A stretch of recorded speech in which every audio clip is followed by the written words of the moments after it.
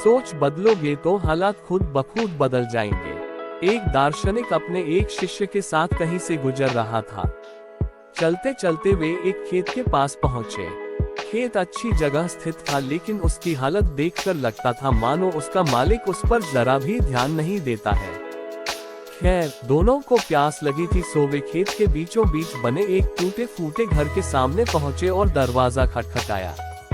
अंदर से एक आदमी निकला, उसके साथ उसकी पत्नी और 3 बच्चे भी थे।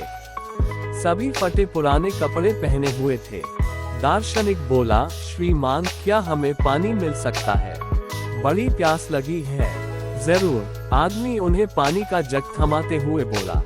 मैं देख रहा हूँ कि आपका खेत इतना बड़ा है, पर इसमें कोई फसल नहीं बोई गई है और न ही यहाँ फलों के वृक्ष दिखाई दे रहे हैं। तो आखिर आप लोगों का गुजारा कैसे चलता है? दार्शनिक ने प्रश्न किया।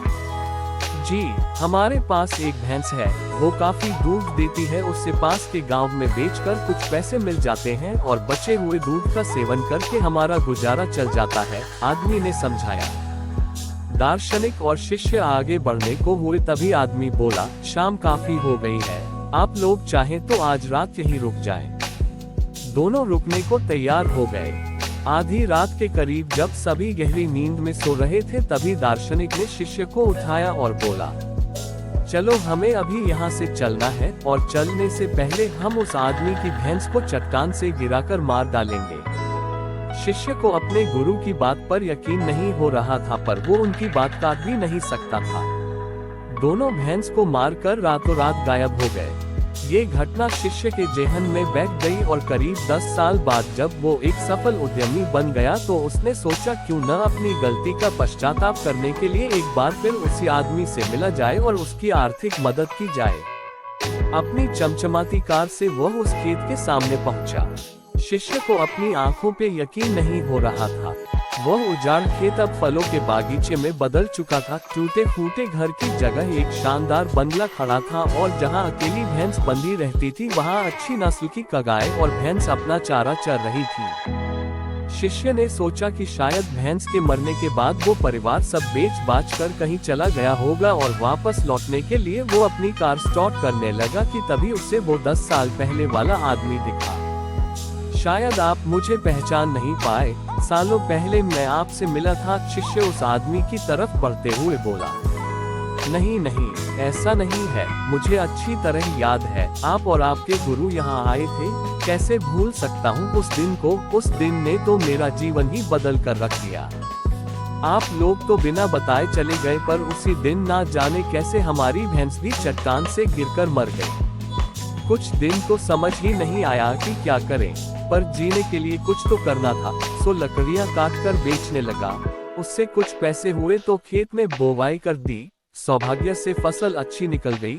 बेचने पर जो पैसे मिले उससे फलों के बागीचे लगवा दिए और यह काम अच्छा चल पड़ा और इस समय मैं आसपास के 1000 गांव में सबसे बड़ा फल व्यापारी हूँ। सचमुच ये सब कुछ ना होता अगर उस भैंस की मौत ना हुई होती।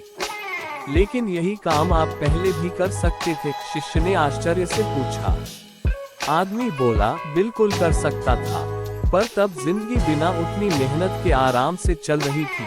कभी लगा ही नहीं कि मेरे अंदर इतना कुछ करने की क्षमता है, सो कोशिश ही नहीं की। पर जब भैंस मर गई तब हाथ पांव मारने पड़े और मुझ जैसा गरीब बेहाल इंसान भी इस मुकाम तक पहुंच पाया।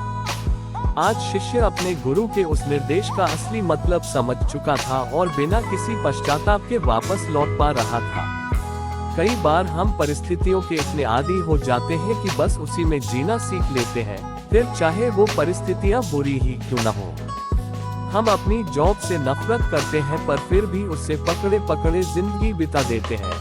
तो कई बार हम बस इसलिए नए बिजनेस के बारे में नहीं सोचते क्योंकि हमारा मौजूदा बिजनेस दाल रोटी भर का खर्चा निकाल देता है।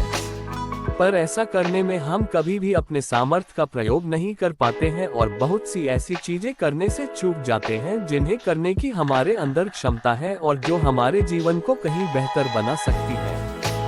सोचिए, कहीं आपकी जिंदगी में भी तो कोई ऐसी भैंस नहीं जो आपको एक बेहतर जिंदगी जीने से रोक रही है। कहीं ऐसा तो नहीं कि आपको लग रहा है कि आपने उस भैंस को बांध कर रखा है, जब में उस भैंस ने आपको बांध रखा है।